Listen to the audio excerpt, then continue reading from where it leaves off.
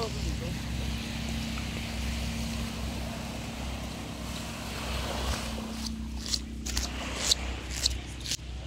welcome to Bangkalan Island. Okay, vlog check everybody. At nag-vlog na ako kasi mamaya wala nang araw at we just arrived here sa Bangkalan Island.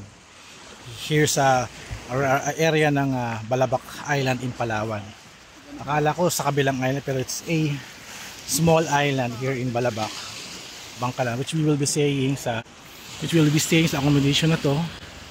Parang A-house tent, A-house hingi. May square din siya.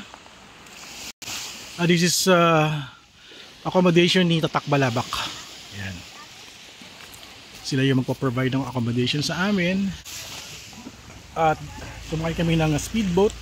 Medyo mabilis yung aming ride. At po the buhangin. Fine sand. Napakaganda.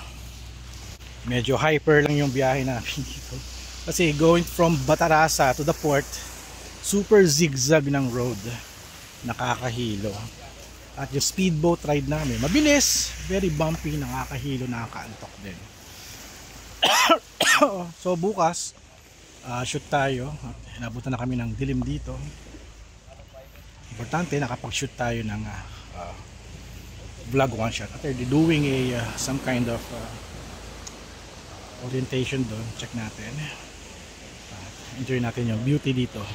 The beauty of Bangkalan. Ito ata yung owner eh. Ito yung owner. This guy is the owner of this Takbalabac accommodation daw yata. So, ayan, amnamin natin. No? Medyo madilim na. So, sana sa video no, mas maliwanag siya.